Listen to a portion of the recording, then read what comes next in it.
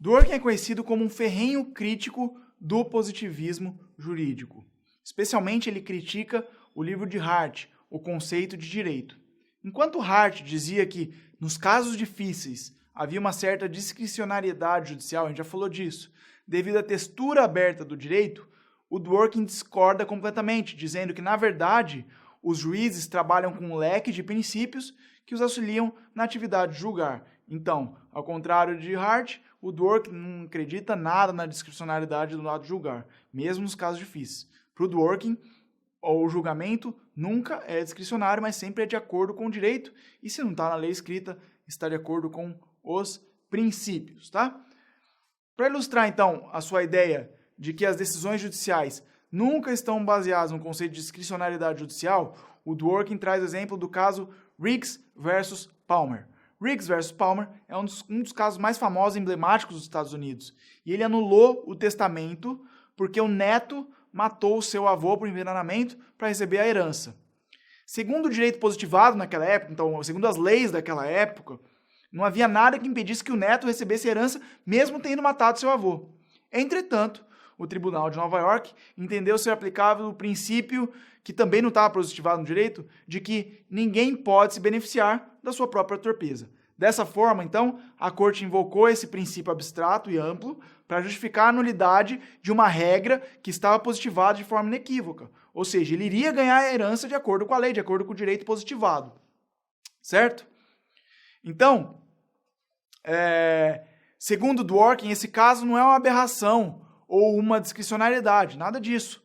Ele nada mais é do que o juiz invocando princípios para justificar uma decisão. Ou seja, em resumo, o Dworkin discordava da ideia de que os princípios serviam apenas para orientar o operador de direito, só como um acessório, né? Para o Dworkin, os princípios eram o direito em si, tá? E aproveitando que o Dworkin trazia muito forte a ideia de regras e princípios, vamos então fazer um parênteses nessa aula e vamos distinguir o que são regras e o que são princípios. Olha lá, olha na sua telinha, aqui você tem uma tabelinha bem legal e fácil de entender as principais diferenças de regras e princípios. Regras são normas binárias que são aplicadas por subsunção na base do tudo ou nada.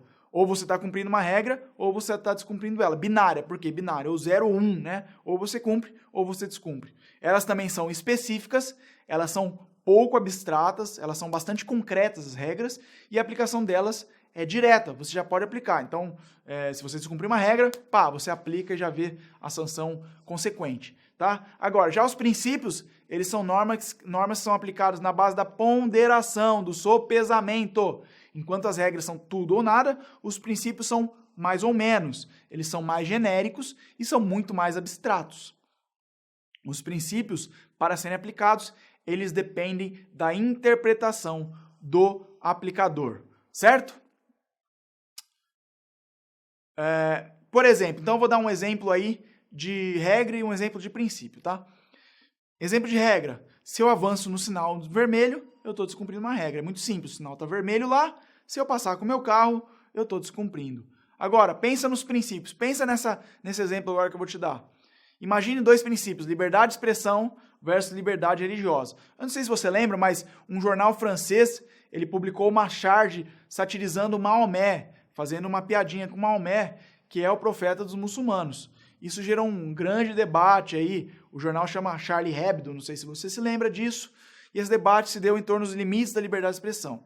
O jornal teria a liberdade de expressão garantida, mas ao mesmo tempo os muçulmanos teriam o direito de exercer a sua religião com respeito das outras pessoas. Então as pessoas têm que respeitar essa religião, e eles têm direito de exercer a sua religião sem interferências, essa liberdade de religião. E agora, quem que está certo sob a ótica do direito? Veja aqui que, ao contrário de quando eu avanço com o carro no sinal vermelho, nesse caso não tem uma resposta já pré-definida correta, mas sim uma interpretação na ponderação de qual desses dois princípios seria o mais importante, nesse caso concreto. Veja que você tem que ver o caso concreto, tá? Vamos então pular para um próximo assunto do Dworkin. A gente falou dos casos difíceis, né? O Dworkin também afirma que nesses casos difíceis, que eu acabei de falar, né, além de não haver a discricionariedade judicial, também sempre haverá uma única resposta correta. Se nos mesmos casos, em 2 casos iguais, juízes diferentes julgam de forma diferente, isso não significa que cada um foi discricionário, significa que eles não têm todo o tempo, nem todo o conhecimento do mundo para buscar a resposta correta que o ordenamento dá. Então, essa resposta correta ela poderia estar implícita e ser muito difícil de ser encontrada. E aí que o Dworkin traz a ideia do juiz Hércules. O juiz Hércules, para o Dworkin, é uma figura bastante conhecida na sua teoria, e o Dworkin faz um exercício mental. Ele pressupõe, através de uma metáfora, né, a existência de um juiz hipotético, imaginário, que ele dá o nome de Hércules. Esse juiz Hércules, ele teria todo o tempo do mundo, todo o conhecimento à sua disposição. Para o Dworkin, esse juiz Hércules, e esse nome aí Hércules não é aleatório, né? Realmente essa seria uma tarefa hercúlea. O juiz Hércules, ele conseguiria extrair do ordenamento jurídico sempre a resposta correta para um caso. Ou seja, aí ele traz para o mundo presente. Se os juízes dispusessem de todo o tempo possível, de toda a informação existente, aí eles decidiriam os casos sempre da forma igual, sempre trazendo a resposta correta do ordenamento. Não há que falar, portanto, mais uma vez, em discricionariedade da decisão de um caso. Basta que eu encontre a resposta que estava escondida dentro do ordenamento jurídico. E para isso, às vezes não, às vezes sim, às vezes eu preciso de muito esforço, às vezes eu não preciso de muito esforço porque a resposta é simples, né? Mas sempre existe uma única resposta correta que é dada pelo ordenamento jurídico, não apenas pelas regras, mas também você ponderando seus princípios. Tudo bem, pessoal? Falamos então hoje de Ronald Dworkin. Um forte abraço. Até mais!